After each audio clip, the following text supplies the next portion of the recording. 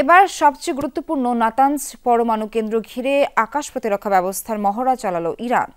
Israeli হামলার জেরে প্রতিরক্ষার দুর্বলতা নিয়ে সমালোচনা আর পশ্চিমা হুমকির মধ্যেই শক্তিমত্তার জানান দিল মধ্যপ্রাচ্যের অন্যতম পরাশক্তি দেশটি। নতুন প্রযুক্তির এয়ার ডিফেন্স সহ ভয়ঙ্কর সব মিসাইল বিধ্বংসী ব্যবস্থার সক্ষমতা যাচাই করা হয় মহড়ায়। গেল বছরের অক্টোবরে ইসরায়েলি হামলার পর প্রশ্ন উঠেছিল ইরানের আকাশ প্রতিরক্ষা ব্যবস্থার কার্যকারিতা নিয়ে। রাশিয়ার দেয়া S-300 ডিফেন্স সিস্টেম নিয়ে হয় ব্যাপক সমালোচনা।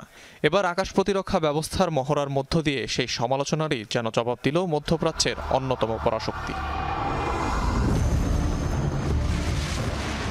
বেশ কয়েকটি সামরিক স্থাপনার জন্য গুরুত্বপূর্ণ ইস্পাহান প্রদেশে চালানো হয় পরীক্ষা। ভূগর্ভস্থ নাতানজ পরমাণু কেন্দ্রের খুব কাছেই আকাশ প্রতিরক্ষা ব্যবস্থার সক্ষমতা যাচাই করে তেহরান।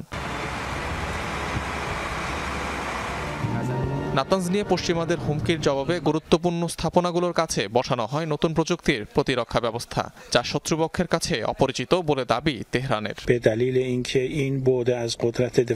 বর্তমান পরিস্থিতিতে আমাদের আকাশ প্রতিরক্ষা ব্যবস্থার সক্ষমতা যাচাই প্রয়োজন ছিল।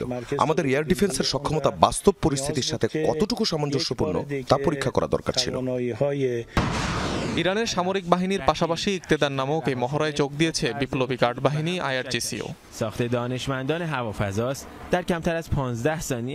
মঙ্গলবার থেকে শুরু হওয়া মহড়া চলবে মার্চের মাঝামাঝি পর্যন্ত, যাতে নৌবাহিনী, প্যারামিলিটারি বা সিজ ফোর্স সহ IRGCর অন্যান্য বাহিনীরও যোগ দেওয়ার কথা রয়েছে।